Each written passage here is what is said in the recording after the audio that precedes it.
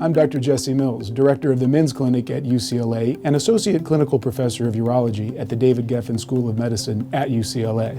One of the questions I get all the time in my office is, what is a prostate checkup? What does that mean, Dr. Mills? And the answer is very simple. It typically involves a physical exam where the examiner is able to palpate the prostate gland, which is done through a rectal exam, and then also typically orders a blood test that screens for prostate cancer.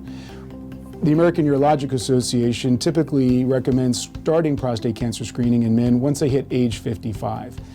When I tell that to the patient, it gives them the ability to think about whether they would be a good candidate for prostate cancer screening. Men with a family history of prostate cancer, especially if their dads or brothers have the disease and got it at an early age, somewhere around age 60 or younger, really have a much higher incidence of developing the disease, and I tend to encourage those men to strongly consider prostate cancer screening. But again, the rules have changed. There really is not any absolute indication that you have to do this, but in the world of urology, where we see a lot of men with prostate cancer, and we see some that have had advanced disease because they weren't screened early enough, we still recommend these basic screening principles.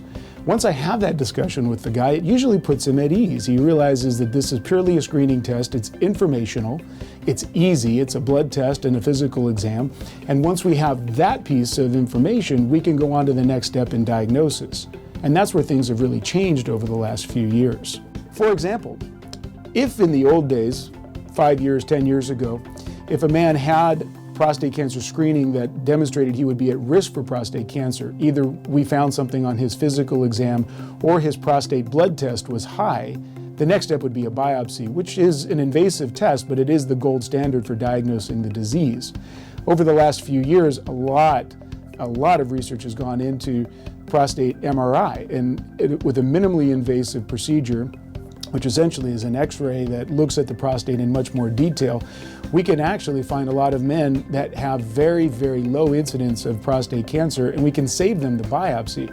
That's a great anxiety reducer, especially in men that have had multiple PSAs in the past and potentially have even gone through biopsies. I saw a man in my office who had a biopsy 5 years ago. It was negative, thank goodness, and he came back and his PSA was still elevated, and he was dreading the idea that he would have to get a biopsy. And in fact, he didn't want to make the appointment because he didn't want to hear that news.